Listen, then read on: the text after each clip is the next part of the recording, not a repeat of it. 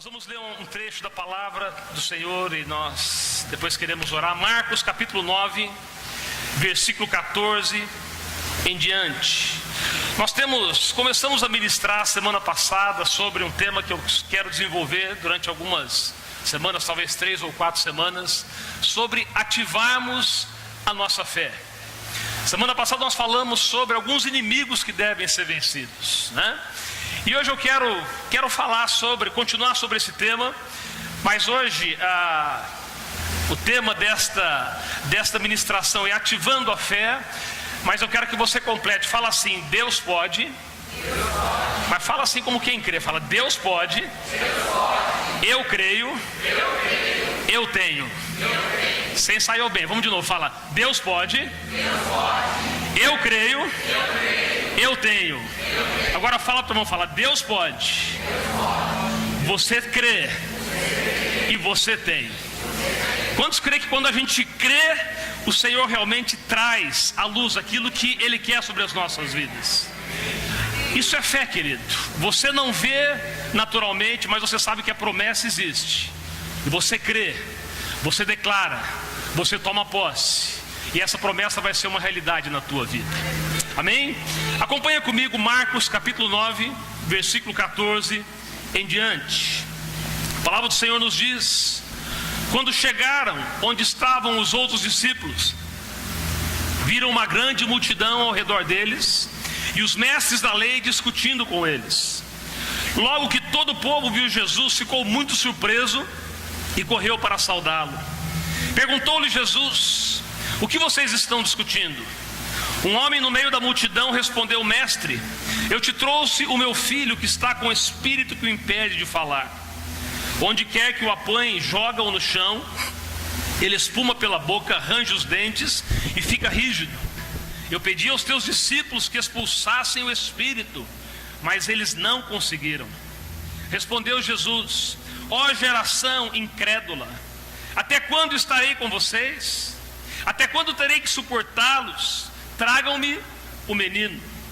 Então eles o trouxeram, e quando o espírito viu Jesus, imediatamente causou uma convulsão no menino, e este caiu no chão e começou a rolar, espumando pela boca. Jesus perguntou ao pai do menino: há quanto tempo ele está assim? Desde a infância, ele respondeu. Muitas vezes o tem lançado no fogo e na água para matá-lo. Mas se podes fazer alguma coisa, tem compaixão de nós e ajuda-nos. Se podes, disse Jesus, tudo é possível àquele que crê. Imediatamente o pai do menino exclamou: creio, ajuda-me a vencer a minha incredulidade. Quando Jesus viu que uma multidão estava se ajuntando, repreendeu o espírito imundo, dizendo: espírito mudo e surdo, eu ordeno que o deixe e nunca mais entre nele. E o espírito gritou, agitou violentamente, e o menino ficou como morto, a ponto de muitos dizerem: ele morreu. Mas Jesus tomou-o pela mão e ele ficou em pé. Vamos orar, querido. Querido Deus, nessa manhã nós continuamos neste momento da tua palavra e sabemos que a tua presença está neste lugar. Que a tua palavra possa ministrar ao coração do teu povo nessa manhã, Senhor. Que ela flua com liberdade, que ela flua com graça, que ela não apenas traga um conhecimento, mas que ela possa levar a um posicionamento cada pessoa aqui, Senhor. Traz entendimento, mas traz também, Senhor, aquele agir em cada coração, porque a tua palavra diz que tu é aqueles que efetuas o querer e o realizar, Pai. Nós sabemos que tu estás aqui para operar milagres nesta manhã, como nós já temos ouvido, Senhor. Continua a fazer a tua obra. Nós abrimos o nosso coração e é o que nós te pedimos, em nome de Jesus. Amém. Querido, esse é um texto bem interessante. É mais um dos momentos sobrenaturais onde Jesus ele solucionou um problema terrível, dentre tantos outros. Quando você vai para os evangelhos, você sempre se depara com Jesus curando cegos, surdos, libertando pessoas de espíritos que os oprimiam. Jesus ressuscitou aqueles que estavam mortos. Então nós vemos aqui Jesus trazendo uma solução para um problema que era terrível. Um problema onde um menino, ele estava possesso por espíritos malignos, mas que esses espíritos, naquela possessão sobre aquele menino, causavam uma rotina de sofrimento. Nós vemos aqui que esse espírito, na verdade, depois nós passamos a descobrir que são espíritos, que era uma legião, que eram vários demônios que estavam ali, causavam sofrimento, jogando aquela criança na água, jogando no fogo. E aqui a intenção clara de Satanás, através dos seus demônios, era o quê? Matar aquela criança, destruir aquela criança e destruir também aquela família. Agora, o que é interessante nesse texto é que o padrão, a atitude de Jesus mudou em relação à maioria das curas e dos milagres que ele fez. Jesus normalmente, quando algum milagre acontecia, alguma cura acontecia, ele terminava aquele milagre falando: a tua fé te salvou. Ele falou para aquela mulher com fluxo de sangue. O centurião, que estava lá com um servo doente, vai até Jesus e pede que Jesus ore, e fala: olha, não precisa nem ir na minha casa, apenas se você orar daí, eu creio que ele vai ser curado. Jesus fala: eu nunca vi tamanha fé em Israel. Amados, a maioria, praticamente todos os momentos onde Jesus curava, onde ele tocava nas pessoas, era um momento de festa, era um momento de regozijo. Sim, houve, sem dúvida aqui, gratidão e festa naquela casa naquele dia, mas a atitude de Jesus fugiu do padrão. Ao invés de Jesus, naquele momento, dar aquela palavra de incentivo, aquele momento de festa, de reconhecimento, ele mostra uma irritação. Quantos aqui entendem que Jesus estava irritado nesse momento? Até quando vos sofrerei? Até quando? Uma outra tradução na Bíblia, a Mensagem diz: até quando eu vou ter que aguentar esse tipo de coisa, esse tipo de atitude? Traduzindo, segundo a Bíblia do pastor Jonatas, não existe Bíblia do pastor Jonatas, mas segundo o que eu entendo, até quando vocês vão ficar esperando, postergando um problema que já deveria ter sido resolvido? Jesus estava dizendo para aquelas pessoas: esse sofrimento durou muito mais do que deveria, essa situação durou muito mais do que deveria ter durado, esse menino sofreu muito mais do que ele precisaria sofrer. É como se ele estivesse falando para nós nessa manhã: essa perda que você continua tendo, ela está durando muito mais do que deveria durar. Esse problema que você está enfrentando já era para ter resolvido. Essa situação na sua casa já era para ter sido solucionada.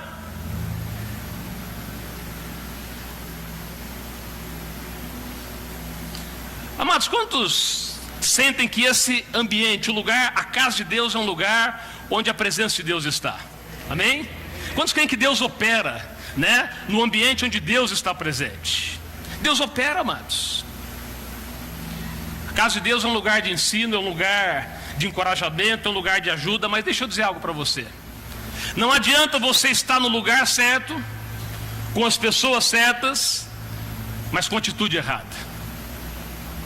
O ambiente é importante, a gente aprende, a gente é ensinado, a gente é encorajado, mas se eu pessoalmente não tiver uma atitude para que situações na minha vida elas mudem, o ambiente vai ser gostoso, mas a minha vida vai continuar a mesma. E é o que a gente precisa discernir nessa hora, porque nós temos falado que muitas vezes Deus nos prova, amém, queridos? Ou Ele permite provas. Quando já passaram por algum tipo de provação aqui na sua vida, Os demais são mentirosos, Todos nós passamos, queridos. Todos nós enfrentamos lutas, enfrentamos situações difíceis. Muitas delas Deus permite, Agora eu quero que você entenda nessa manhã que você tem que discernir o que é prova que Deus permite daquilo que é seta inflamada que o diabo lança. as provas permitidas por Deus, elas nos fazem crescer, nos tornam mais fortes. Quando Deus permite algumas provas, o objetivo é sempre nos dar o melhor, porque Deus quer o nosso melhor. Porque eu é que sei que planos tenho ao vosso respeito, planos de paz e não de mal, para vos dar um futuro. Ele nos dá muito mais do que nós pedimos ou imaginamos. Mas deixa eu dizer algo, a gente tem que discernir entre aquilo que é prova, aquilo que Deus permite para o nosso crescimento, nosso amadurecimento, daquilo que é seta maligna. Coisas que Satanás tenta lançar contra as nossas vidas. E nós temos que ir contra essas setas, contra essas investidas. Sabe por quê? Porque setas não discernidas e não confrontadas da maneira certa, sabe o que vai acontecer? Elas vão te levar a esmorecer, a desfalecer, quando não te destruir, querido. Pastor, como é que a gente confronta as setas malignas? Qual a maneira certa de agir? Efésios capítulo 6 é o capítulo clássico sobre guerra espiritual. Porque nós não lutamos contra carne e sangue, mas contra principados, potestades, contra as hostes espirituais da maldade. Mas lá no versículo 16, Efésios capítulo 6, versículo 16, olha o que diz. Além disso, usem o que, querido? Coloca a mão no peito, fala escudo da fé. Fala para o irmão, fala escudo da fé, meu irmão. E aí continua dizendo, com o qual vocês o que? Poderão apagar todas as setas inflamadas do maligno. O escudo serve para quê, querido? Você sabe que naquela época os romanos e os gregos, eles usavam um escudo que normalmente era quase o tamanho deles. Quando um filho ia para a guerra, ele retornava, a mãe chegava e falava, olha, quando o filho ia para a guerra, falava, traz o seu escudo. O escudo muitas vezes ele era usado até para trazer corpos das guerras. Era tão grande que eles transportavam um corpo que tinha sido abatido. Você já viu aqueles filmes onde o pessoal começa a lançar aquelas flechas assim, eles jogam para o alto e de repente aquelas flechas começam a cair? O que protege as pessoas? Eles colocam o escudo. Você não sabe de onde vem a flecha, vem da esquerda, da direita, de cima, de trás, mas as pessoas colocam o escudo para se proteger. Sabe que muitas vezes na nossa vida espiritual a gente recebe flechada do diabo sem saber de onde ela vem. E a única forma de você resistir, de você vencer, de você apagar essas flechas, é tomando o escudo fala comigo, escudo da fé. Isso é um princípio para nós, queridos. 1 Pedro 5, versículo 8 e versículo 9 diz assim: sejam sóbrios e vigiem, o diabo, inimigo de vocês, anda ao redor como leão rugindo e procurando a quem possa devorar. Resistam-lhe como? Permanecendo. Você tem que falar com mais fé, fala firmes na fé. Esse jeito aí está meio, a firmeza está meio balançando. De novo, vamos falar de novo, vamos ler esse versículo 1, 2, 3. Resistam-lhe. De novo, agora acentuando, permanecendo firmes na fé, querido. A fé é uma arma que nós temos para confrontar as investidas do maligno, para apagar as setas do maligno que são lançadas contra as nossas vidas. Você lembra quando o povo de Israel ele saiu do Egito? O povo sai do Egito com promessa de Deus, mas eles começam a testar, a provocar a paciência de Deus. Reclamam da falta d'água, reclamam por causa de comida, reclamam porque o líder era isso e aquilo. Começaram a reclamar e murmurar e não sei o que. E Deus foi aguentando, querido. Deus já estava, eu posso arriscar dizer que já estava por aqui daquele povo, mas estava levando o povo. Qual que foi a pá de cal?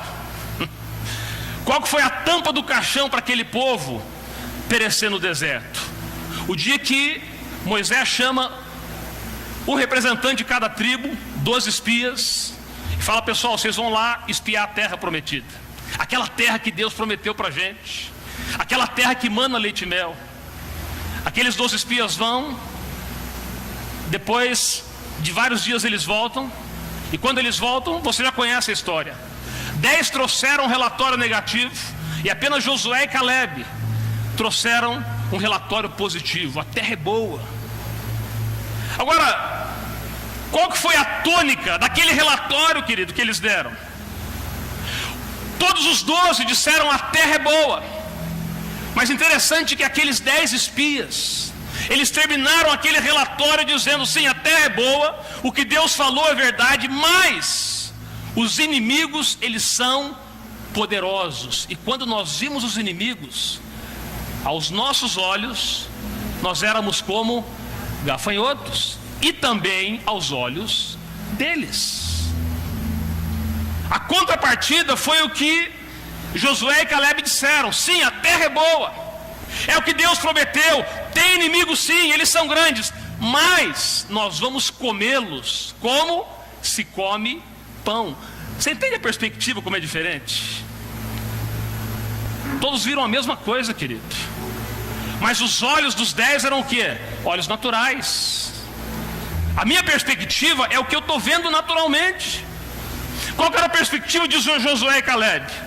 Não, a minha perspectiva é o que Deus falou ao meu respeito. Eles podem ser grandes, mas eles são nada diante da promessa que Deus tem sobre as nossas vidas.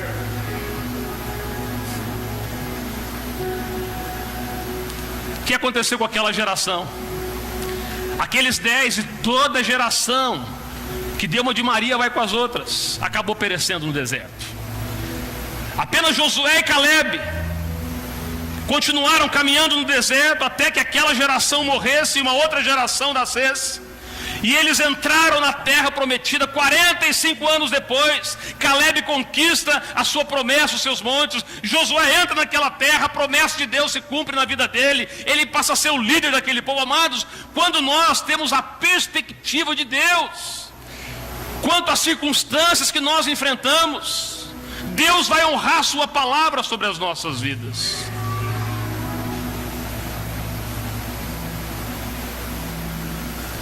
Incredulidade significa enxergar com olhos naturais. Somos gafanhotos e vamos ser destruídos. Fé, sabe o que significa? Ver com os olhos espirituais. Eles são gafanhotos e eles serão destruídos. Amados, Deus está te chamando a ter uma atitude de fé nessa hora, querido, porque Ele pode, e se eu creio, eu tenho. Fala comigo: Ele pode, eu creio. Mas peraí, você tem que falar eu creio como quem crê, gente. Você não está crendo coisa nenhuma. Fala: Ele pode, eu creio, e eu tenho. Estão entendendo? Mas tem que ter atitude, né? Amém? Agora, queridos, quando você vê algumas coisas acontecendo na vida do povo, e muitas acontecem na vida de muitas pessoas que estão aí hoje, porque veja bem, qual que foi o resultado? Primeiro, Deus falou àquele povo: vocês vão herdar a terra prometida. Aquele povo herdou a terra prometida? Não. Aí se você começa a analisar Deus, o que as pessoas falam? Deus mentiu. Às vezes vem: Deus mentiu, Deus fracassou, Deus não teve poder suficiente. Mas sabe qual que foi o motivo? Tem um versículo que resume. Hebreus capítulo 3, versículo 19. Hebreus 3, 19. E vemos assim que por causa do quê? Incredulidade. É um palavrão, mas é uma palavra. Incredulidade. Por causa da incredulidade, todo aquele povo perdeu a promessa de Deus sobre as suas vidas. Por isso que a palavra de Deus fala, amado, sem fé é impossível agradar a Deus. Sem fé é fácil desagradar a Deus. O meu justo viverá pela fé, e se ele retroceder, eu não me agradarei dele. Amado, sabe que muitos cristãos estão abrindo mão da sua promessa, ou repassando a sua promessa, repassando o seu milagre para outros. Não porque eles são altruístas, mas sabe por quê? Porque são incrédulos. Porque ao invés de crer e confiar que Deus pode, e se Ele pode, eu tenho, as pessoas desfalecem. As pessoas olham para aquilo que é natural. A gente olha para o tamanho da montanha, a gente olha para o tamanho do gigante. E eu creio que aqui Deus quer trazer algumas lições nesse texto. Ele aproveita aquele momento onde aquele pai traz aquela criança que já estava sendo oprimida por muito tempo. E obviamente que o resultado foi a cura, foi a libertação daquela criança. Mas Jesus ali, ele traz algumas lições. Ele traz alguns ensinamentos nesse texto, querido. E deixa eu dizer algo que é a visão que eu tenho desse texto, né? Normalmente quando a gente lê esse texto, Jesus fala: até quando vos sofrerei?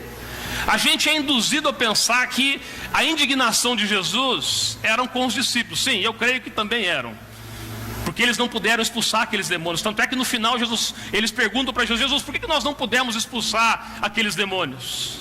Aí Jesus responde: porque alguns tipos ou algumas castas, alguns demônios que só saem como? Com jejum e oração. Sim. Então eu creio que a indignação de Jesus tinha a ver sim, porque eles não estavam preparados para aquele momento. Mas quando você começa a caminhar pelo texto, eu creio que isso também nos traz uma luz que Jesus não apenas estava indignado com eles, mas também com aquele pai. Demorou demais para ver aquela libertação.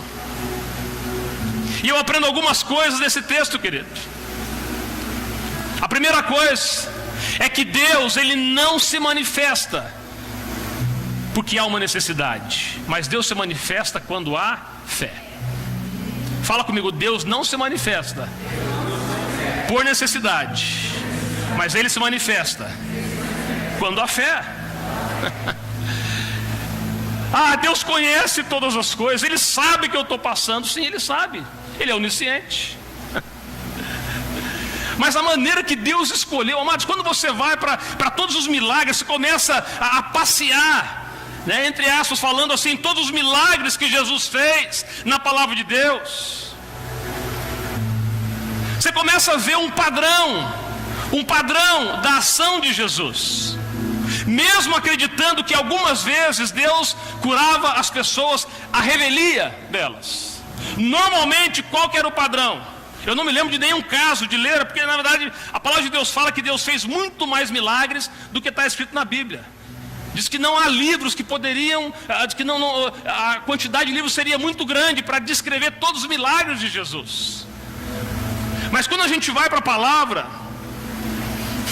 o padrão de Jesus operar não era normalmente a revelia das pessoas, mas quando as pessoas pediam, se manifestavam. Na verdade, os únicos casos, vamos trazer um parênteses aqui, que Jesus, Ele não esperava a atitude da pessoa, é quando a pessoa já estava morta, né? Quando a pessoa já não tinha mais vida. Mesmo porque ficaria estranho, né? Defunto, você quer ser curado, né? Você quer ressuscitar? Mas nesse caso, até quando Ele ressuscitou mortos, Ele testava e provocava a fé das pessoas que estavam em volta. Marta e Maria diante do túmulo de Lázaro, o que Jesus fala para elas? Se creres, verás a glória de Deus. Jairo com a filha morta em casa, Jesus também conversa com aquele homem que vai atrás de uma cura, e Jesus fala para ele: crê somente. Ela já tinha morrido, mas crê somente. Então, amados, o padrão de Jesus não é operar porque há uma necessidade. Então deixa eu dizer algo para você, querido. Deus conhece a tua necessidade, Deus conhece a tua situação, mas Ele está esperando você clamar, orar e agir com fé no teu coração. Nós temos que pedir, querido. Buscai e me achareis, batei e abri-se-vos-á. Nós temos que praticar, entender que a maneira de Deus mover não é apenas conhecendo, sabendo o que a gente está passando, sabendo o que a gente está enfrentando, mas a maneira que Ele age é quando nós verbalizamos. Ele estava diante de um paralítico lá no tanque de Betesda, 38 anos. O que mais aquele homem ia querer no momento daquele? E aí ele faz uma pergunta para aquele homem: o que você quer que eu faça para você? Ah, me dá um copo d'água, Jesus, né? Não, eu quero ser curado. Nós temos que verbalizar, querido. Tem pessoas que estão com a família destruída, que estão padecendo com um problema financeiro, que estão padecendo com enfermidade. Sim, nós temos que tomar atitudes práticas muitas vezes. Mas você sabe que muitas vezes você faz tudo que deveria fazer naturalmente, e o problema está lá. Clama, ora, busca a presença de Deus.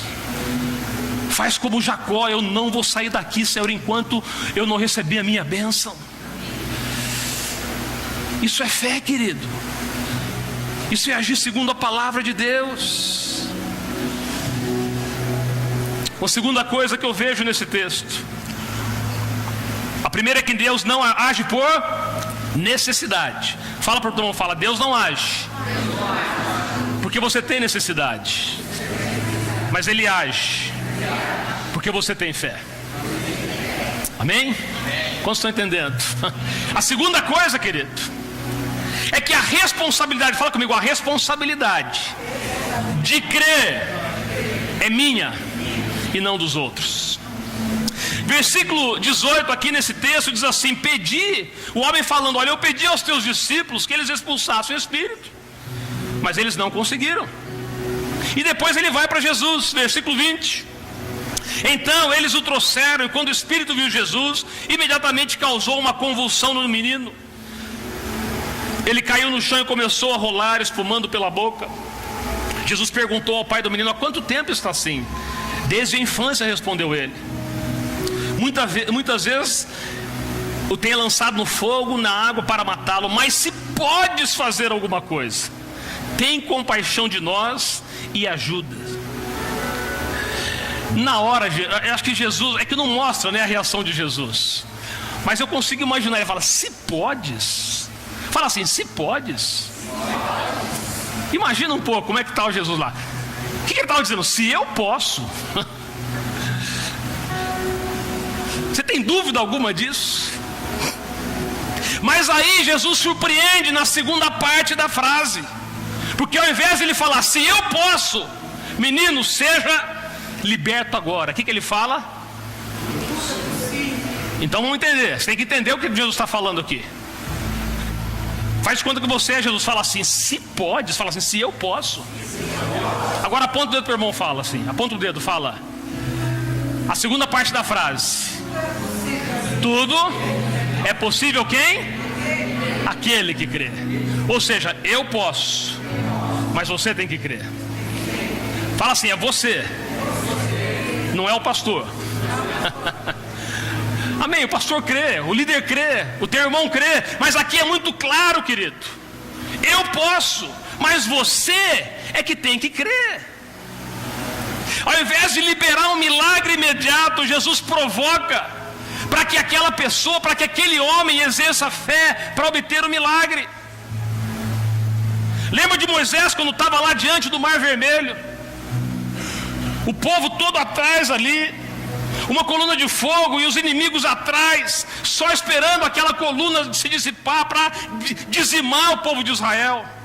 E aí Moisés fica desesperado,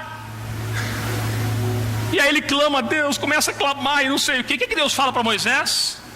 Por que você está clamando a mim? Eu já não falei que vocês vão atravessar, que vocês vão herdar a promessa? Diga ao povo que marche. Aí acho que Moisés olhou para Deus: peraí, Deus, marchar? Aí ele se tocou que aquela vara que estava na mão dele, não é que a vara tinha poder, mas Deus ia falar que aquela era a vara de Deus. Deus já tinha falado lá no Monte Horebe: essa é a vara de Deus. Deus vai te usar para fazer proezas. Ele pega aquela vara, o que ele faz? quando ele toca nas águas, aquele mar se abre. Às vezes, amado, Deus já falou tanto que a gente continua muitas vezes reclamando e não sei o que. Marcha, toma posse, dá passos de fé. Não é que você não pode, que você tem que clamar ao Senhor, mas começa a agir, sabe, como se a promessa já estivesse chegando, já estivesse acontecendo na sua vida.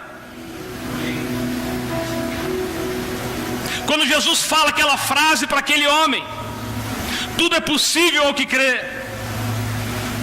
Eu suponho, suposição, que naquela hora ele deu uma pausa. Houve um silêncio naquele lugar. E é como se Jesus estivesse perguntando para aquele homem: e aí? Fala aí, teu irmão, fala, e aí, meu irmão? O que você vai fazer? Hã? Imagina só, querido, aquele menino lá estribuchando no chão, endemoniado, aquela situação terrível, um monte de gente ao redor. É como se Jesus estivesse falando: olha, você pode continuar passando a bola que o discípulo não fez, que eu não sei o que fulano não sei o que o pastor não orou, que não sei o que não fez, não orou, não foi na tua casa, não sei o que. Ou você pode tomar uma posição agora de fé e começar a declarar o teu milagre.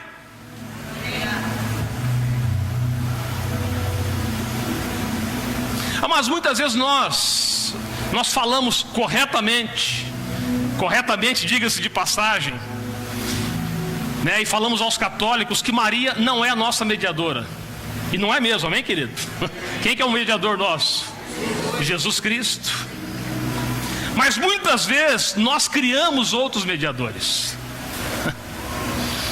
Não é Maria, obviamente, mas a gente cria outros mediadores.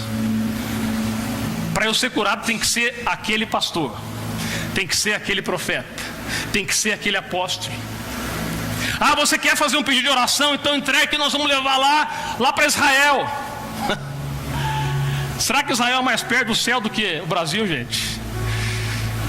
Você vê como é que a gente cria muitas vezes mediadores. É o copo d'água, não sei o que. A gente cria muitas vezes situações. Eu não estou aqui criticando, né, que você não pode, que o pastor, por favor, querido, que o pastor não vai orar, que o líder não vai orar, isso faz parte. Mas muitas vezes nós transferimos uma responsabilidade que é nossa, de nós clamarmos, nós perseverarmos em oração, nós buscarmos a Deus. Ou será que Deus só se manifesta a algumas pessoas? Será que Deus só se manifesta em determinado lugar?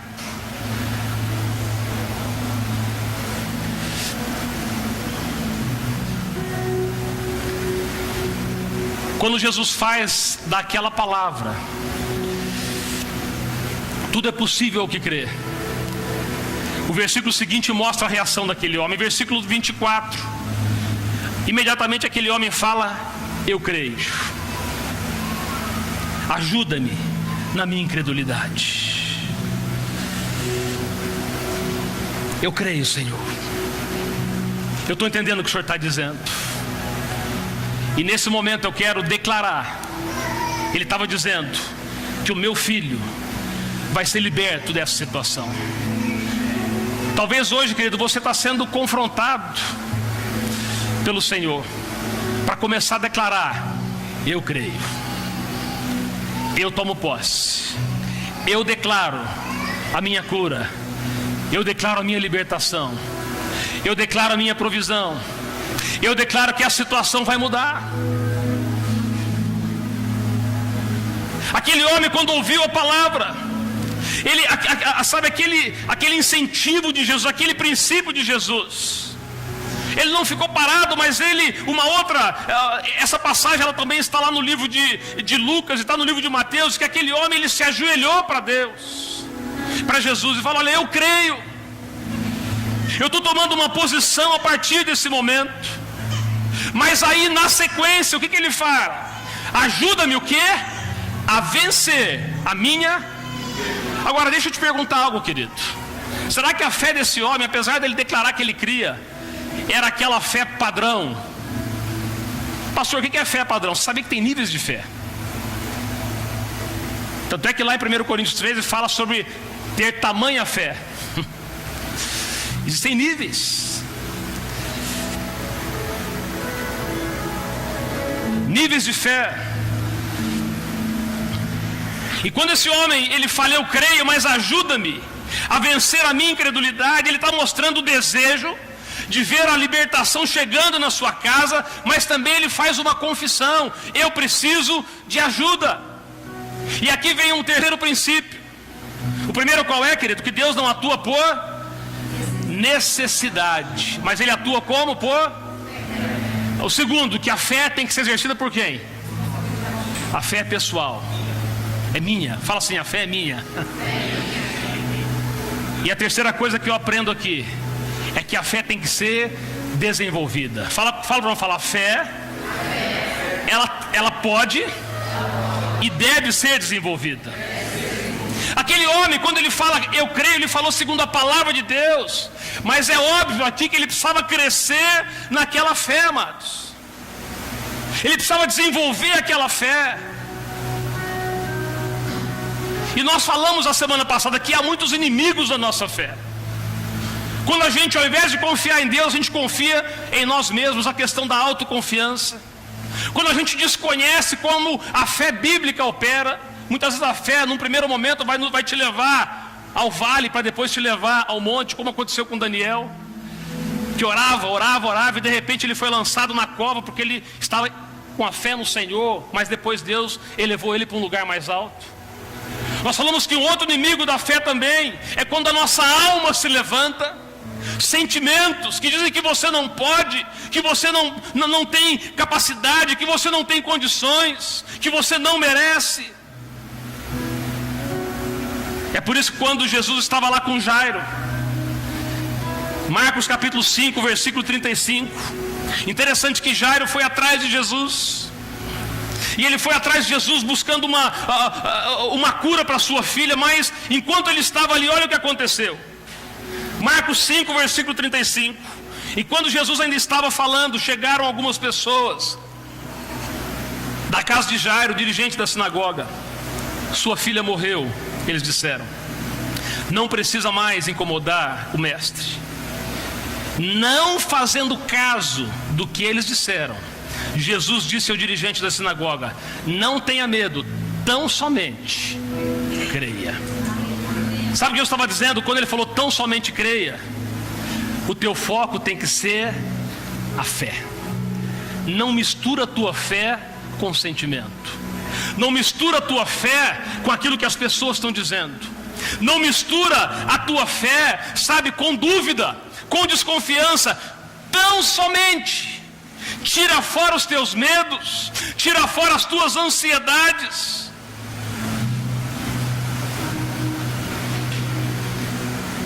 Amados, para nós crescermos a nossa fé tem que ser descontaminada dos sentimentos. Não que você não sente coisas, mas quando Deus fala, você tem que sobrepujar o teu sentimento com olhar para Deus.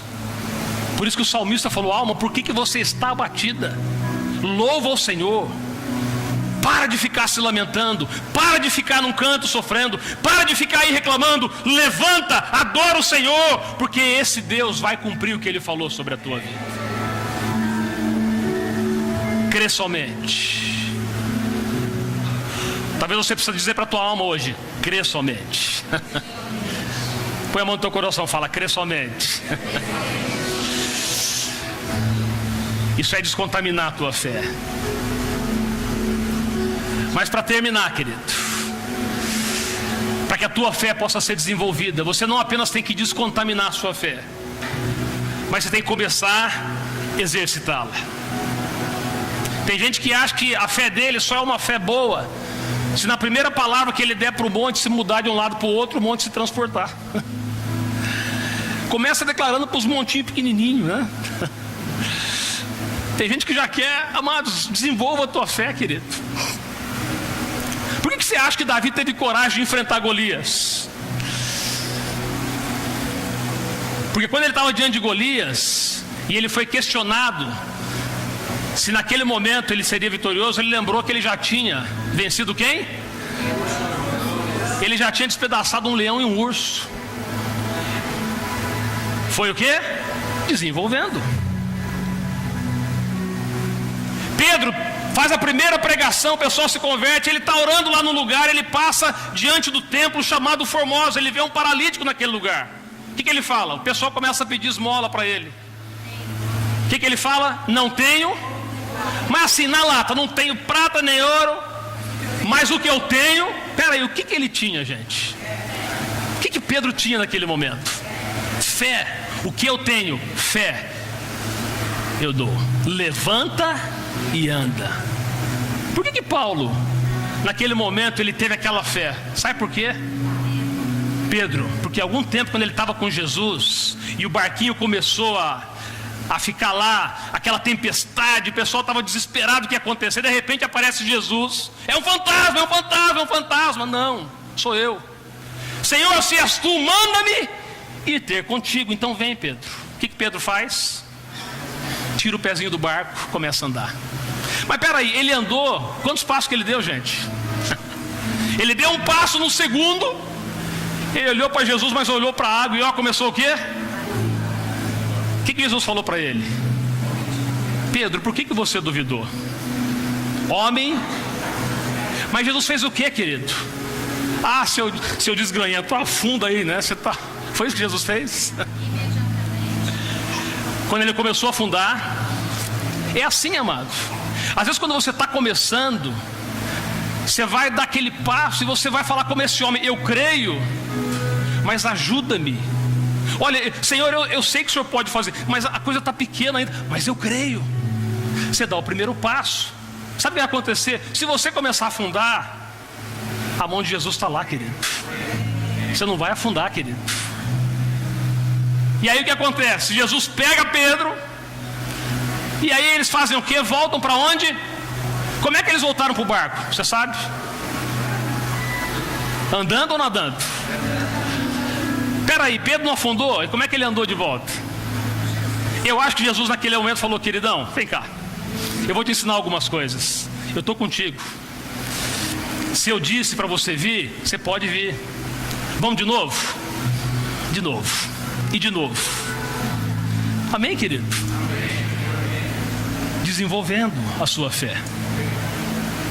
Começa a declarar naquelas coisas que talvez são pequenas, mas começa a declarar: eu creio, eu sei que o meu Redentor vive, eu sei que a promessa de Deus vai se cumprir na minha vida. Anda sobre as águas, e se eu afundar, Papai do céu está lá, querido, vai segurar as tuas mãos. Você não vai afundar, você não vai desfalecer. Pratica, exercita, descontamina a tua fé nessa hora, querido. Sabe por que Deus está te chamando para novas conquistas? Deus está te chamando para um novo tempo. Mas o que Ele espera de você? Atitude, fé. Mesmo que seja uma fé pequena, mas ela vai se desenvolver, ela vai crescer. E se você perseverar, aquela fé vai te levar a grandes conquistas no Senhor Jesus. Começa já, querido. Começa agora. A mensagem nessa manhã é que você não precisa de um curso de fé para começar a exercer fé. Use o que você tem, mas use. E se você começar a usar, Deus vai começar a trabalhar no teu coração, querido. Deus vai começar a fazer crescer aquela fé no teu coração. Aí você pode falar para mim: eu quero terminar com isso. Mas pastor, aqueles discípulos exerceram fé. Sim ou não, querido? Porque diz que aquele homem chegou para os discípulos e falou: olha, ele tentou, quando ele chegou para Jesus, falou: olha, Jesus, eu estava lá e os teus discípulos, eles oraram por mim, mas eles não conseguiram. Não aconteceu nada. E aí no final Jesus explica por que não aconteceu. Alguns tipos, algumas caças só saem com jejum e oração. Nessa hora pode vir muitas vezes um desânimo no nosso coração. Se eles não conseguiram, eu não vou conseguir. Ou você pode ter a visão bíblica. Não, eu posso, se te enfrentar algumas situações, eu vou desenvolver a minha fé, mas eu vou pagar o preço para que ela desenvolva. Porque muitas vezes, deixa eu falar para você, querido, a questão não é só a fé. A questão é que junto com a fé, você vai ter que pagar o preço de oração e de jejum, para que as coisas aconteçam na tua vida. É assim que a gente desenvolve. Quantos estão entendendo nessa manhã? Amém? É assim que Deus quer nos levar a novos níveis. Quanto mais você vai avançando, quanto mais você vai crescendo, quanto maior for a oposição maligna, Deus pode dar vitória em qualquer situação. Mas quanto mais nós vamos avançando, mais nós temos que pagar o preço para que as coisas elas aconteçam, elas venham à luz na nossa vida, na nossa casa e na nossa igreja. Esse é o padrão, querido. Deus quer se mover, não porque você tem uma necessidade, mas Ele quer se mover porque hoje você está ativando a tua fé. Deus quer se mover nessa manhã. Deus quer se mover nesses dias, querido, porque você, ao invés de continuar dependendo de outros mediadores, você vai começar você mesmo a declarar que você crê no Senhor, que você espera no Senhor, que você confia no Senhor.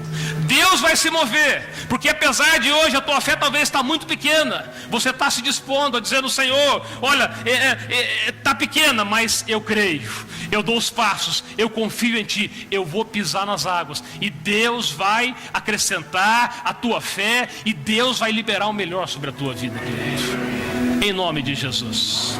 Você crê isso nessa manhã? Fica em pé comigo então. Amém. Hoje de manhã foi tão falado nos cânticos. Deus usou muito a vida do Fernando na ministração do louvor, para nos incitar, para nos encorajar a sermos pessoas de fé, querido. Deus quer fortalecer a tua fé. Deus quer aumentar a tua fé. Ele quer liberar milagres sobre a tua vida. Essa indignação de Jesus, como nós lemos, foi uma indignação para trazer um ensino para aquelas pessoas que estavam ali, tanto para os discípulos quanto para aquele pai. E o que ele está fazendo essa manhã é trazendo um ensino para você, para que você possa ativar a tua fé. Vamos falar de novo. Fala: Deus pode, eu creio e eu tenho. De novo fala: Deus pode, eu creio e eu tenho. Amém, querido? Você toma posse dessa palavra? Vamos cantar um cântico. Eu quero orar depois com você, selando essa palavra, selando esse momento. Abre teu coração ao Senhor nessa manhã. Talvez no teu coração você chegou aqui como aquele homem, transferindo responsabilidades. Talvez porque o problema é grande demais para você crer, é grande demais para você ver perspectiva. Mas nessa manhã, querido, Deus está querendo ativar uma fé no teu coração. Entenda, querido, nós estamos aqui nessa manhã como corpo de Cristo. A intenção não é você falar: então quer dizer que eu tenho que andar sozinho. Não, você anda. Você tem uma família, você tem a presença de Deus, você tem a oração dos teus pastores, dos teus líderes, de uma igreja que ama a sua vida. Mas Deus está querendo nessa manhã encorajar a tua fé, encorajar a tua atitude, encorajar você a sair de um lugar de apenas esperar para um lugar de clamar, declarar e tomar posse daquilo que Deus tem para a tua vida. Vamos cantar esse cântico, depois nós vamos orar. Enquanto isso, abre o teu coração ao Senhor. Amém? Aleluia, Pai.